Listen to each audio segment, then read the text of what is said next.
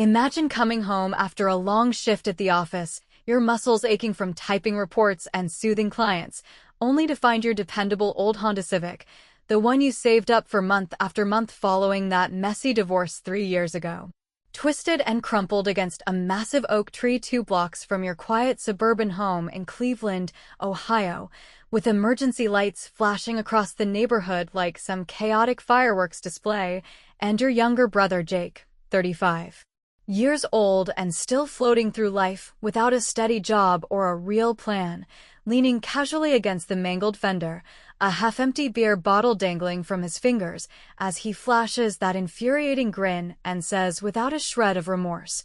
"Mom and Dad will cover for me like always," his words slicing through the humid summer air and landing right in the pit of your stomach, making you realize in that instant that the family favoritism you've endured since childhood has finally pushed you to a breaking point where quiet resentment turns into something sharper and more deliberate, something that will unfold over the coming days and force everyone to confront the cracks they've ignored for far too long. Because what Jake doesn't know, and what your parents haven't yet grasped, is that you've been quietly preparing for a moment just like this, with a thick folder of documents hidden in your desk drawer, ready to unravel the safety net he's always relied on, leaving you standing there in the driveway with your 9-year-old daughter Sophie peeking worriedly from the front window, her small face illuminated by the porch light, wondering why Uncle Jake's latest adventure has turned your reliable routine into this nightmare of sirens and shattered glass. That Saturday afternoon had started innocently enough, the kind of family barbecue that promises relaxation, but often delivers the opposite in our close-knit but strained household, where the scent of grilling burgers and fresh corn on the cob wafted through the backyard, drawing neighbors over the fence for casual chats about school fundraisers and weekend plans, while inside the dynamics simmered with the usual undercurrents of who owed what favor and who got the last word in every argument. Because ever since we were kids growing up in that modest ranch-style house on Elm Street, Jake had been the golden child, the one who could charm his way out of chores or bad grades with a wink and a story, while you, Emily Harper, the responsible older sister at 42, handled the heavy lifting, from walking him to school when he overslept to covering for his teenage pranks that nearly got Dad fired from the auto parts factory, and now, as an office manager juggling spreadsheets and single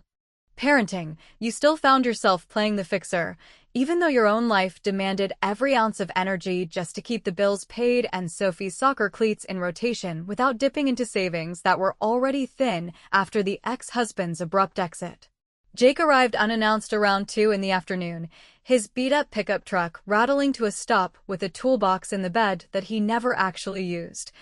Dressed in his usual faded jeans and a band tee from some concert he claimed to have attended, but probably hadn't, greeting Mom and Dad with bear hugs that lingered a beat too long. As if physical affection could erase the trail of unfinished projects and bounce checks he'd left behind, and when he spotted your Honda parked neatly at the curb,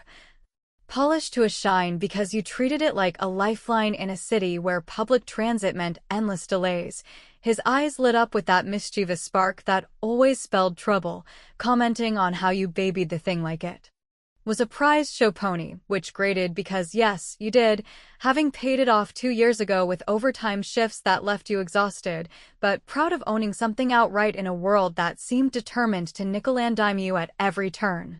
As the sun dipped lower and the beers flowed freely from the cooler you'd stocked with generics to save a few bucks, Jake's requests escalated from small talk to outright wheedling, insisting on borrowing the car for a quick errand to the corner store for more ice.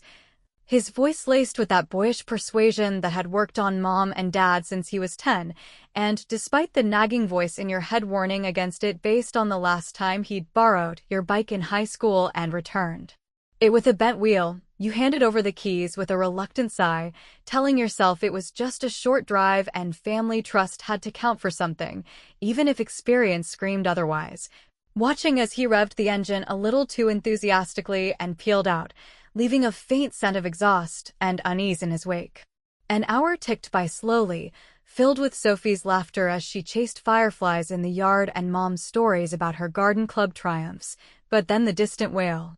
of sirens pierced the evening calm, growing louder until red and blue lights flooded the street, and your heart dropped as you raced out front to see the tow truck already hooking up your car.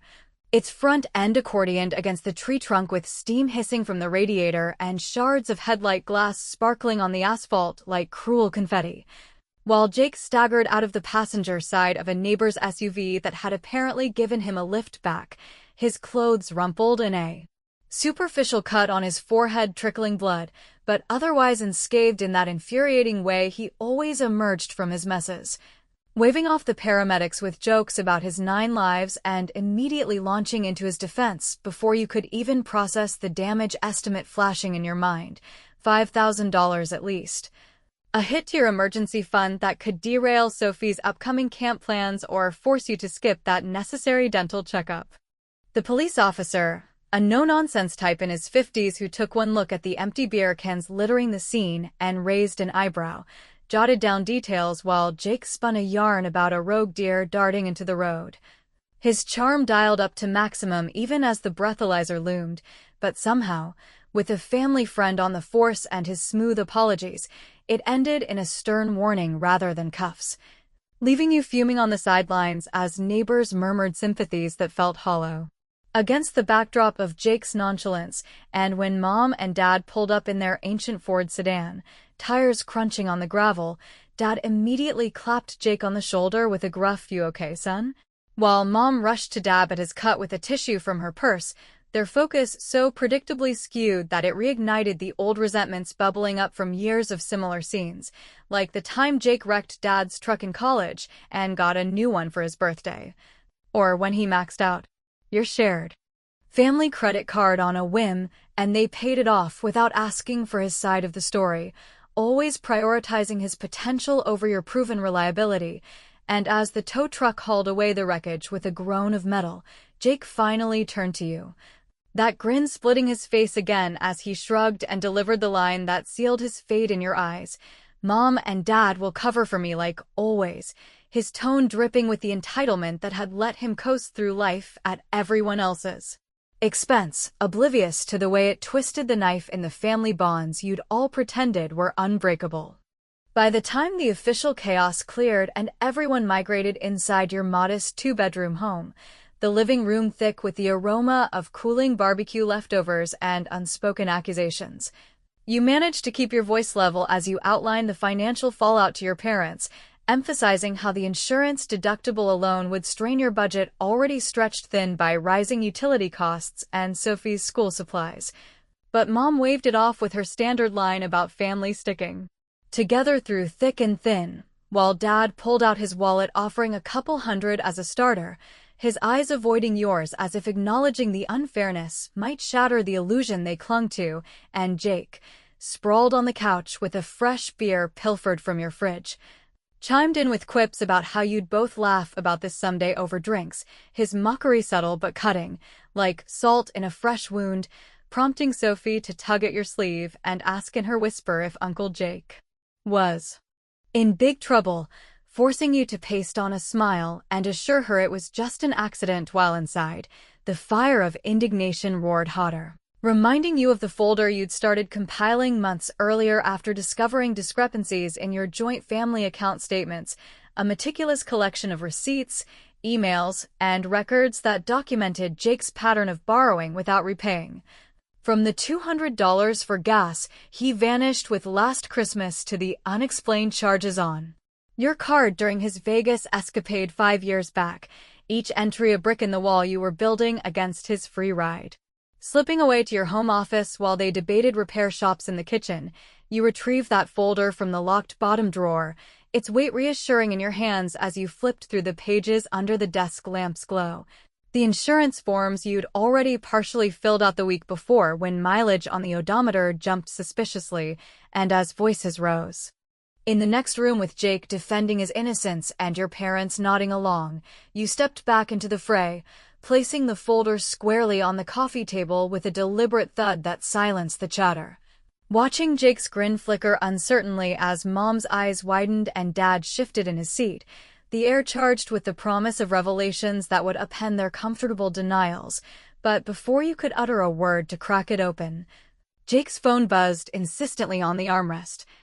the screen lighting up with a message that drained the color from his face, his fingers hovering as if touching it might make the sender's words disappear, leaving you all suspended in that tense moment,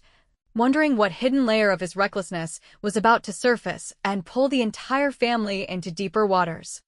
That insistent buzz from Jake's phone in the living room hung in the air like a storm cloud refusing to break, drawing all eyes to the glowing screen as he fumbled to silence it with a forced chuckle that didn't quite mask the panic flickering across his features.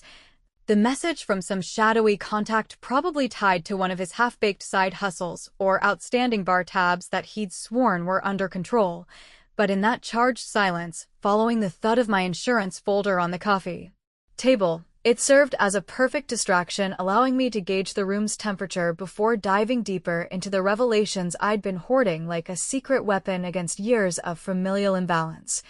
Because while Mom's hand trembled slightly as she reached for a tissue and Dad cleared his throat in that awkward way he always did when confrontation loomed, Jake snatched the phone away and pocketed it with a casualness that screamed deflection, muttering something about a wrong number from an old buddy, yet the way his eyes darted to the folder betrayed a growing unease that made my resolve harden even further. Knowing this was just the tip of the iceberg in a pattern of evasion that had defined our sibling relationship since those early days in our cramped family home where I, the diligent older sister, learned to anticipate and clean up his messes while he basked in the glow of unearned forgiveness from our parents, who seemed to view his chaos as endearing rather than exhausting. As the evening wore on with Sophie finally tucked into bed upstairs, her innocent questions about the day's drama lingering in my mind like a reminder of why I couldn't let this slide any longer, we settled into an uneasy truce around the kitchen table cluttered with cold coffee mugs and the remnants of uneaten pie, where I decided to test the waters by casually referencing a few lighter entries from the folder without fully unleashing its contents, mentioning offhand the time last Christmas, when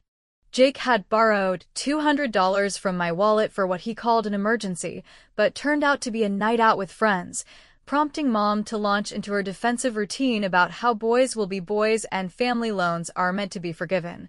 her voice rising in that familiar pitch that blended guilt with justification, while Dad nodded along, pulling out his battered checkbook to scribble a note for $500 toward my car troubles, his generosity feeling more like a Band-Aid on a bullet wound given how it always circled back to propping up Jake's lifestyle without addressing the root of his irresponsibility that had left me footing emotional and financial bills for decades.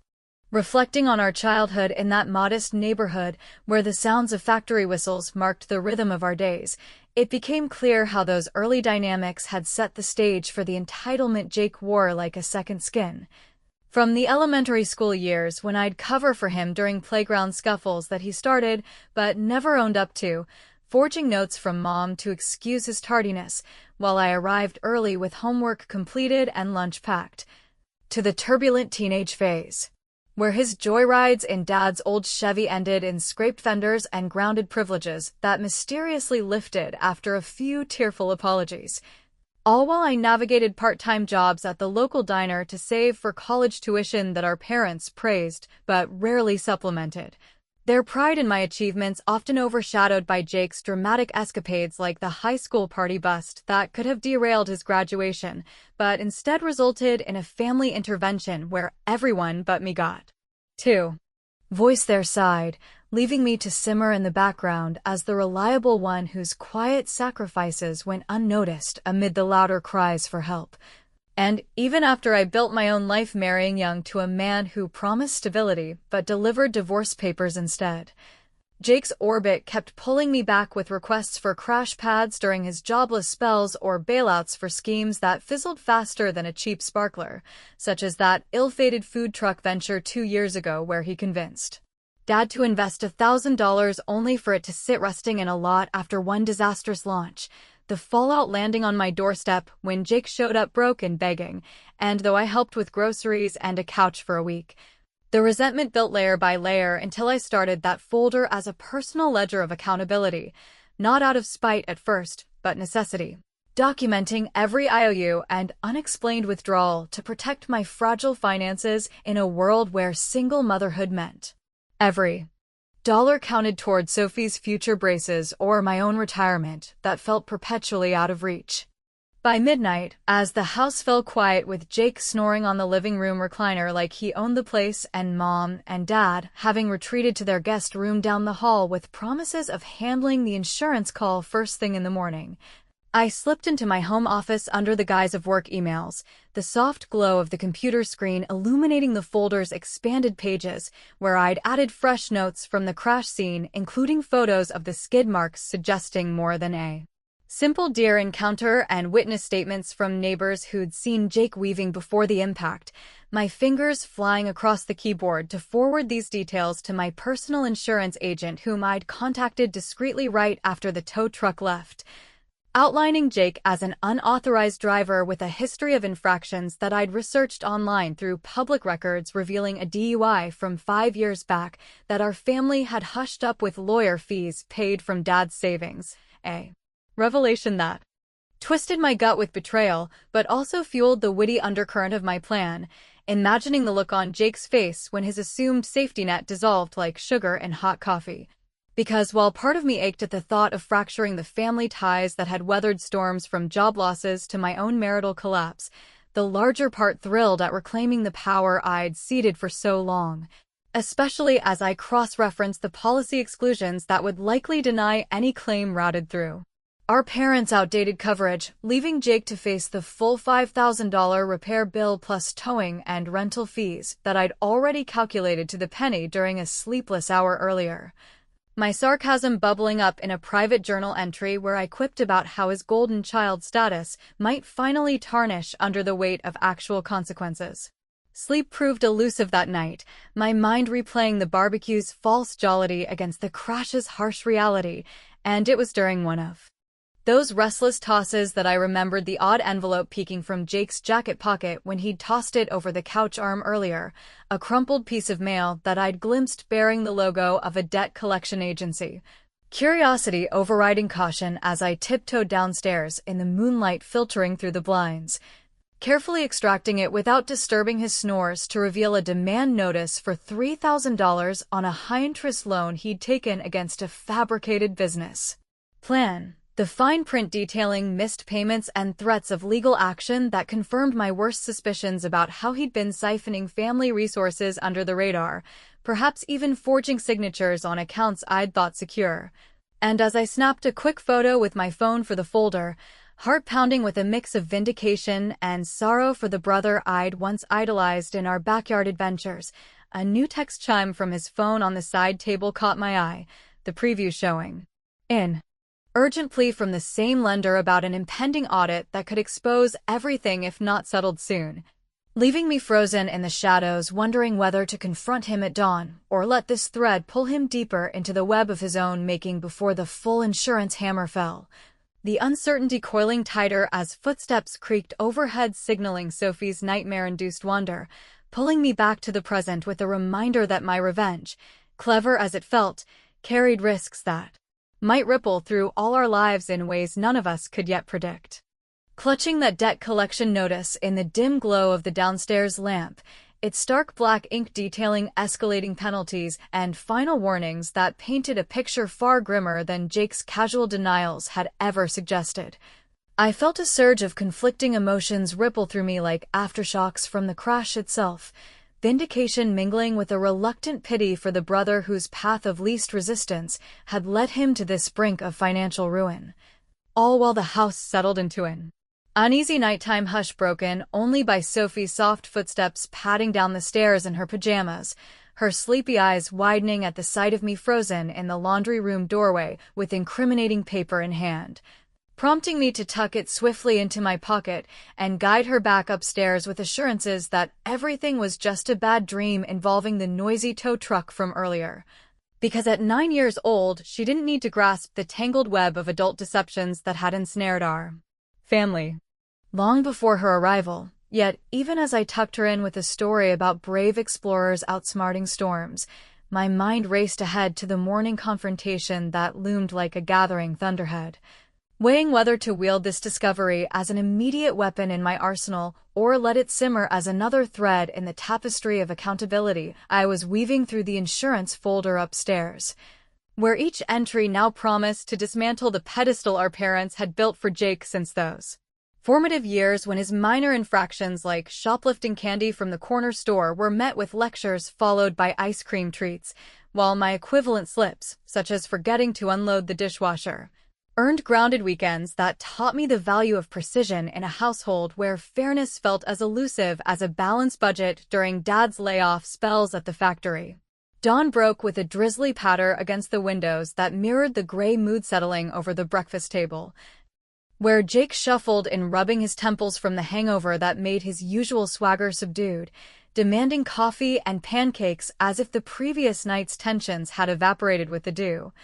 Oblivious to the envelope burning a hole in my sweater pocket while Mom bustled about in her floral robe flipping batter on the griddle and Dad scanned the newspaper classifieds for yet another odd job to supplement their fixed income. Their routine so predictably oblivious to the undercurrents that I almost admired the denial before sliding the notice across the Formica surface during a lull in the small talk about neighborhood gossip. My voice steady as I asked Jake if he'd care to explain the $3,000 demand from a predatory lender whose rates bordered on usury, the kind that preyed on desperate dreamers like him with promises of quick cash for non-existent ventures. Watching his fork pause midair as color drained from his face and he snatched the paper with feigned indignation, launching into a convoluted tale of identity theft perpetrated by some faceless hacker overseas who must have lifted his details during an online poker game he swore was just for fun, his eyes pleading for belief even as the fine print contradicted every word, with transaction dates aligning perfectly to his recent bar crawls and that aborted food truck deposit he'd bragged about to friends on social media. Part of me wanted to buy into the sob story right then, to extend the olive branch of sisterly compassion that had pulled him out of scrapes before,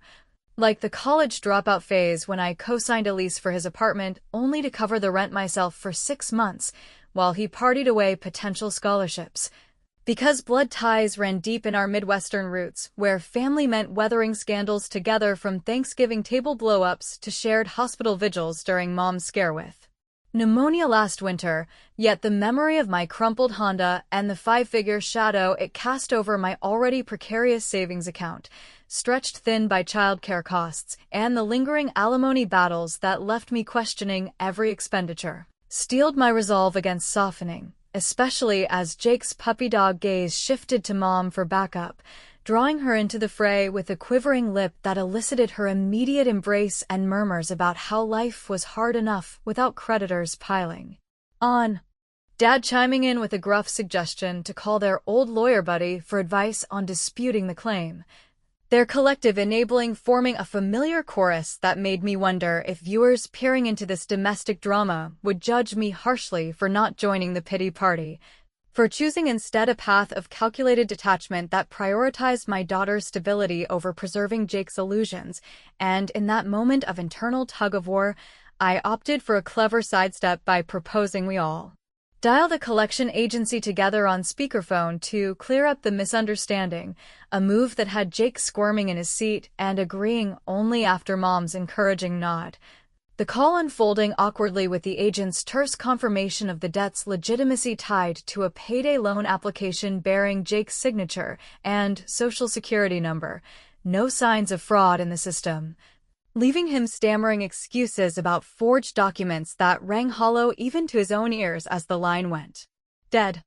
The silence afterward thick enough to choke on until I excused myself to the office under the pretense of work obligations, my heart thumping with the thrill of that subtle victory while I fired off an anonymous email tip to the lender's fraud investigation team from a throwaway account, including just enough specifics from the envelope, like account numbers and recent transactions, to trigger a deeper audit without implicating myself directly, a witty act of digital vigilantism that felt like slipping a whoopee cushion under the throne of his entitlement, ensuring the noose of consequences tightened incrementally rather than snapping all at once. As the day dragged on with rain lashing the windows and cabin fever setting in, Mom orchestrated a makeshift family meeting in the living room after lunch, herding us onto the sagging couch with trays of sandwiches as if nourishment could mend the fractures, where Jake, emboldened by a nap and fresh sympathy, confessed the debt's origins in tearful bursts to our parents, framing it as a desperate bid to fund a legitimate app development idea that scammers had hijacked midway, conveniently, omitting how the funds had fueled a weekend gambling spree in Atlantic City that he'd hidden with lies about a work conference. His performance so convincingly vulnerable that Dad's shoulders slumped in defeat and Mom dabbed at her eyes, promising to liquidate some retirement bonds to cover the shortfall. Their willingness to sacrifice their golden years for his latest folly igniting a fresh wave of conflict within me as I sat there silently fuming, torn between blurting out the folder's full arsenal to halt the hemorrhage or holding back to avoid the explosive fallout that might scar Sophie with overheard arguments during her weekend visits. A dilemma that had me second-guessing my vengeful streak even as it empowered the quiet rebellion building in my chest, because should I have intervened sooner to spare them the illusion, or was letting them commit to this bailout the push needed to force a reckoning?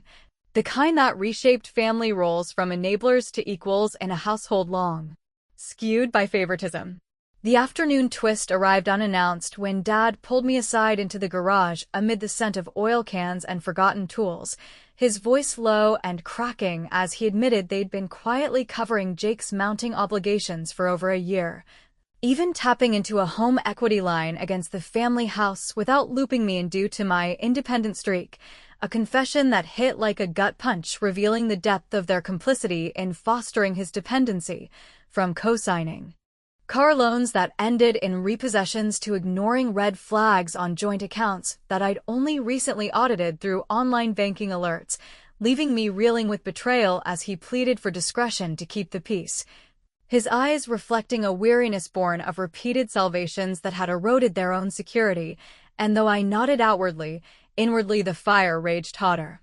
prompting me to retreat to my room where I bolstered the folder with scanned copies of those equity statements pulled from public records via a quick library computer session earlier in the week, each edition a step toward the insurance climax that would expose not just Jake's recklessness, but the systemic blind spots our parents had nurtured. Evening brought the storm's peak when Jake's phone erupted in a call from the collection agency, my anonymous tip bearing fruit as the agent grilled him on discrepancies that unraveled his theft narrative thread by thread, his shouts echoing through the house as he accused the voice on the line of harassment before slamming the device down and charging into the hallway where I stood folding laundry, his face a mask of fury as he jabbed a finger at me demanding to know what I'd done to orchestrate this ambush, his aggression hanging palpably in the air like the threat of violence, unspoken yet electric. But little did he realize that this was merely the prelude to the insurance file's devastating reveal, still coiled in my desk, ready to strike when the moment ripened, leaving us both breathless in that narrow space as the rain pounded relentlessly outside, the night's unresolved fury promising escalations that would test every bond we'd ever forged. Jake's accusatory finger lingered in the charged air of the hallway for what felt like an eternity, his breath coming in hot bursts that carried the faint tang of the beer he'd snuck earlier despite Mom's pleas for sobriety in the wake of the day's revelations. His eyes narrowing with a mix of fear and defiance that I'd seen flashes of during our teenage spats, but never this raw and unfiltered, as if the collection agency's call had stripped away the last layer of his performative charm, leaving only the desperate opportunist who'd relied on family blind spots to navigate life's pitfalls, while I stood my ground with the laundry basket balanced on my hip like a shield, meeting his glare with a calm that belied the adrenaline surging through my veins from the anonymous tip's timely fallout, refusing to rise to his bait even as his words tumbled out in a venomous whisper about how I was ruining everything out of some petty grudge against his better luck, a narrative he'd been spinning to mutual acquaintances via late-night texts that I'd glimpsed on his unlocked phone during a bathroom break, painting me as the jealous sibling sabotaging his comeback while conveniently erasing his role in the car catastrophe that had upended my routine and finances in one drunken spin. And just as the tension crested toward something potentially irreversible, with Sophie's bedroom door creaking open upstairs to reveal her curious silhouette rubbing sleep from her eyes, Mom's voice cut through from the kitchen, calling us to the dinner table with a forced cheer that diffused the standoff like a bucket of cold water on embers, herding us into chairs around the scarred oak surface, where pot roast steamed in a futile bid for normalcy amid the undercurrents of betrayal and brewing confrontation that had our family teetering on the edge of irreparable fracture. Because in that moment, as plates clinked and forks scraped porcelain, I chose the path of temporary truce by offering a disarming apology laced with wry humor, saying sorry if my protectiveness over the car came across as overkill given how it had been my rock through divorce proceedings and single-parent hurdles.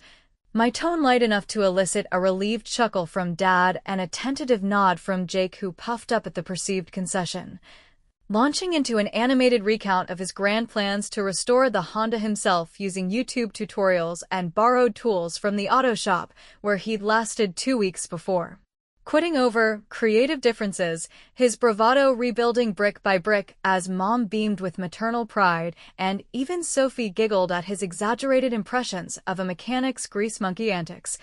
creating a fragile bubble of unity that masked the storm clouds gathering in my periphery where the insurance folder waited like a loaded gun in my office drawer,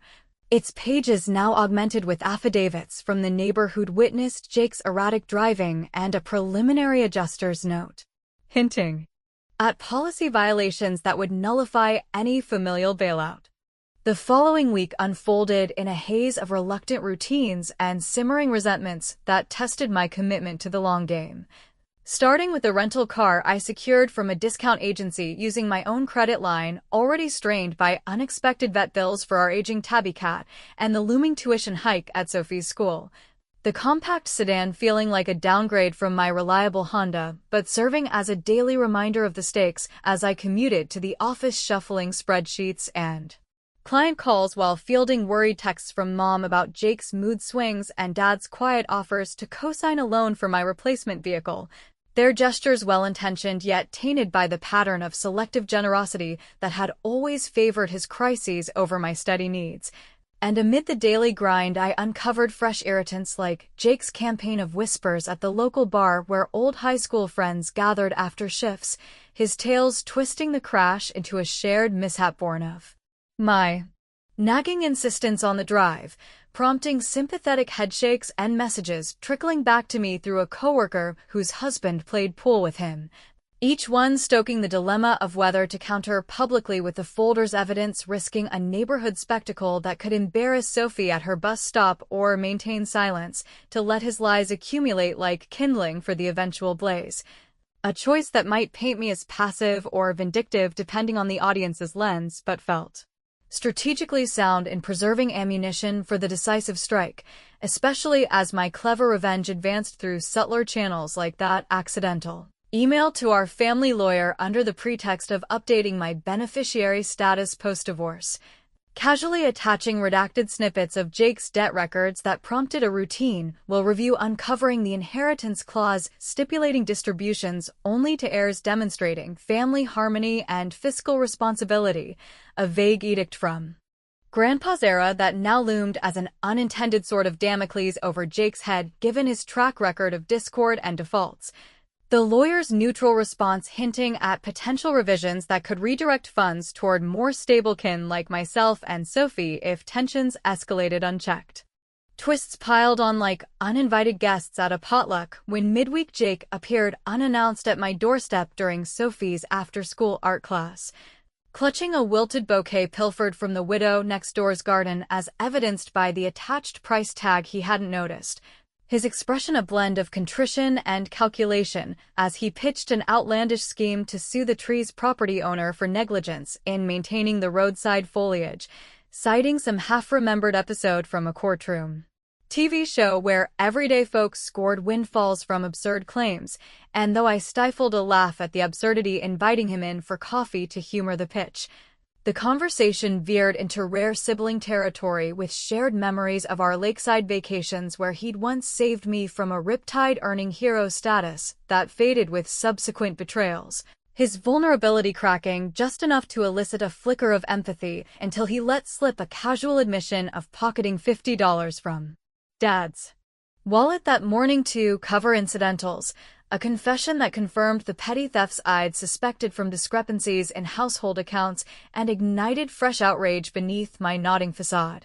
Because how many small erosions could one family withstand before the foundation crumbled entirely, leaving me to extricate myself politely as Sophie bounded home chattering about finger paints.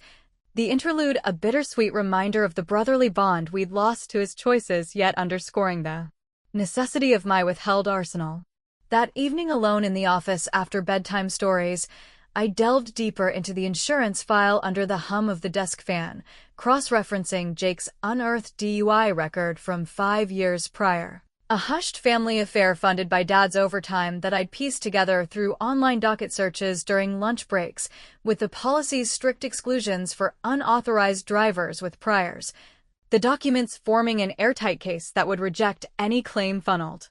through our parents' antiquated coverage and saddled Jake with the full liability, including my rental reimbursements and diminished value assessments, totaling closer to $6,000 now with depreciation factored in.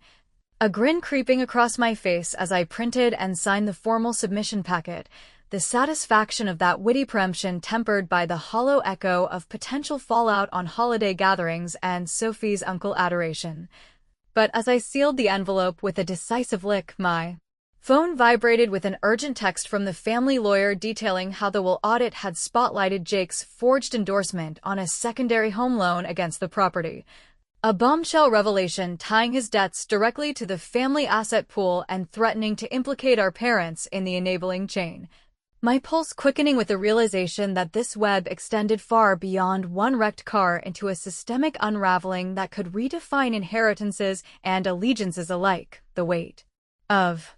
it all pressing as headlights pierced the driveway darkness, revealing Jake's truck rumbling to a halt, his silhouette approaching the door with purposeful strides, and a manila envelope clutched in his fist. The impending knock echoing my own thundering heart as I braced for the confrontation that would either accelerate my revenge or force an unforeseen pivot in the family's fragile equilibrium. The knock at the door that night reverberated through the quiet house like a judge's gavel signaling the trial's climax, pulling me from the desk where the sealed insurance envelope lay as a testament to my meticulously laid plans. Its contents poised to dismantle the illusions Jake had clung to for years amid the family's enabling cocoon, and as I approached the entryway with Sophie already dozing under her covers oblivious to the gathering tempest, I paused with hand on the knob, steeling myself for whatever volatile mix of desperation and defiance my brother carried in that manila envelope, clutched like a lifeline in his white-knuckled grip. The headlights of his truck still idling in the driveway, casting long shadows across the porch that seemed to mirror the elongated deceptions stretching back to our shared childhood bedroom, where he'd whisper promises of shared adventures only to leave me holding the bag for his impulsive detours, because in the week since the crash and the cascade of hidden debts unearthed like buried landmines, the air between us had thickened with unspoken accusations and half-formed apologies that failed to bridge the chasm widened by his entitlement and my awakening resolve,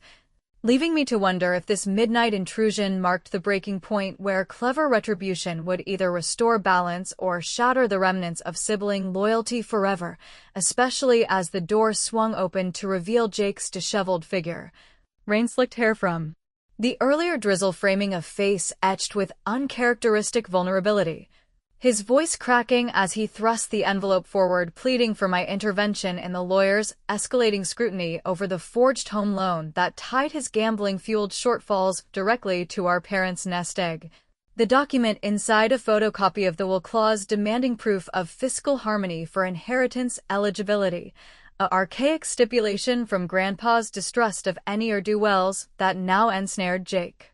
in its ironclad terms threatening to redirect his presumed share toward more responsible heirs like myself and Sophie, whose future college fund hung in the balance of this familial house of cards. Without waiting for an invitation, he barreled inside, dripping water on the hallway rug, and collapsed onto the living room sofa, where the insurance folder still sat innocuously on the side table from my earlier review. his torrent of words spilling out in a frantic bid for alliance, confessing the full extent of his financial black hole from the $3,000 payday scam to the unauthorized withdrawals from Dad's account totaling over $2,000 in the past year, all funneled into online bets and bar loans that spiraled under the weight of compound interest and his denial of rock bottom, begging me to vouch for him in a revised affidavit claiming the car wreck as a mutual error born of sibling horseplay rather than his solo recklessness so that our parents' insurance could absorb